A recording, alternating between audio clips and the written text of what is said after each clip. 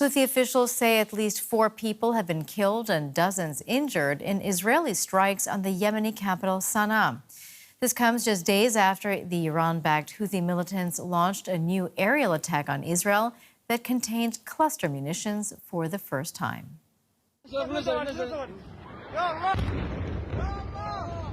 A large explosion rips through Sanaa as the Israeli Air Force targets the Yemeni capital. Eyewitnesses say windows were shattered and the ground shook from the force of the blast. According to the Israeli Prime Minister, the intent was to send a clear message, just days after Iran-backed Houthi militants launched strikes towards Israel. Whoever attacks us, we attack them. Whoever plans to attack us, we attack them. I think the entire region is learning Israel's might and determination. The Israeli army released this footage, saying it shows its fighter jets getting ready to depart for Yemen. Their destination, around 2,000 kilometres away. A complex operation that requires refuelling several times mid-flight. Israel has carried out many retaliatory strikes on the Houthi-controlled Yemeni capital over the past 22 months, in response to missiles and drones fired at Israel by the militant group. Most of those projectiles have been intercepted, but a missile shot down on Friday could signal a new threat. Israeli media reports say it contained cluster munitions, which indicate Iran is providing the Houthis with improved technology that's more difficult to intercept.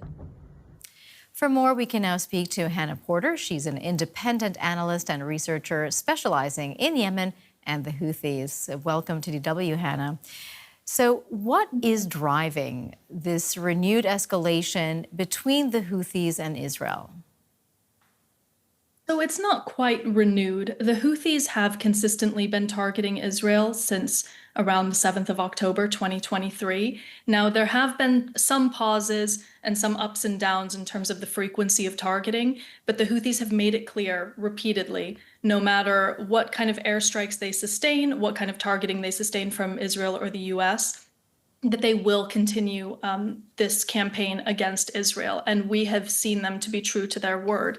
So we've seen a series of very severe airstrikes in Al Hudaydah. We've, of course, seen the previous airstrike in Sanaa as well, near the Sanaa airport, and now the airstrikes today. And I have no doubt that this will not change the Houthi calculus, quite the opposite. The Houthis will continue to target Israel. I think possibly the change that we've seen in the recent escalation is that the Houthis apparently have a slightly new military capability, which is including submunitions in their missiles that they're launching toward Israel. So I think the logic behind that, the thinking behind that, in terms of the Houthis, is that they know that the vast majority of their missiles will be intercepted over Israeli airspace. Now, if some of the shrapnel or some of the fragments actually contain submunitions that will explode upon impact, then I think that they are hoping that that will allow more intense or more severe impact of their targeting in Israel, and potentially reaching Ben Gurion Airport as they have done previously or in the vicinity of Ben Gurion.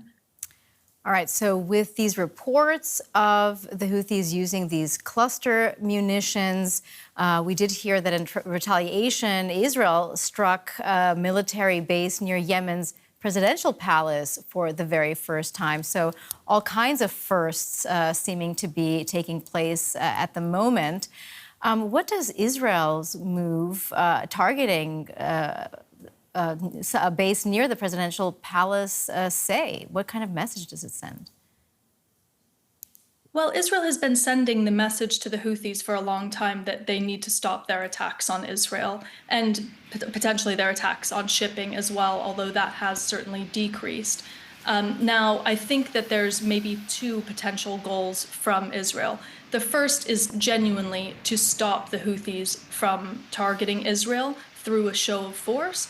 And I think as well, the Israelis are attempting to degrade the Houthis' military capabilities. So some of the targets that we've seen previously, including the military a strike that we saw today, is attempted to make sure that the Houthis can't as effectively target Israel in the future. However, we haven't really seen a tangible impact of this. It's as if the Houthis feel the blow from Israel and then quickly regroup, as the Houthis always do, and then resupply their weapons stocks, resupply their missiles, and then just continue launching missiles at Israel. So again, I think we're just going to continue to see an escalation. And I think it's important to point out that neither Israel nor the Houthis really have an interest in this stopping right now. Now, of course, Israel does not want the Houthis to be launching missiles at their territory, but I think it is a way of drawing attention to how Israel is still being targeted. At the same time, the Houthis use this in a very, very effective way as a form of propaganda to gain support both locally and regionally, and I think as well internationally, because they are attacking Israel in the midst of obviously the horrors that we're seeing in Gaza. It actually helps their support base. So it's difficult to see a path forward or a way out for either side at this stage. I'd like to ask you about the involvement of Israel's key ally, the United States, because Washington and the Houthis signed a ceasefire deal earlier this year. But of course, the Houthis withdrew from that deal soon after. Do you expect the U.S. to get involved again? It's possible. I think that Trump has signaled that as long as the Houthis are not attacking ships that are linked to the U.S., that the U.S. will not be involved in airstrikes. Now, that doesn't mean that there's not going to be any other forms of support towards Israel from the U.S. in striking Yemen. But in terms of direct U.S. airstrikes, there's a pause at this moment. And also, as far as the ceasefire goes, it was actually a pretty narrow scope. It only covered ships not that the Houthis don't believe to be linked to Israel. We have seen them target other ships, and obviously the ceasefire had nothing to do with them not targeting Israel. So this doesn't actually apply to the ceasefire at the moment. So it seems as if Israel is going to be the primary force that the Houthis have to contend with at the moment. We know, of course, that the Houthis are an Iranian proxy group. So, Hannah, what role do they play in Iran's broader strategic goals, especially when it comes to Israel?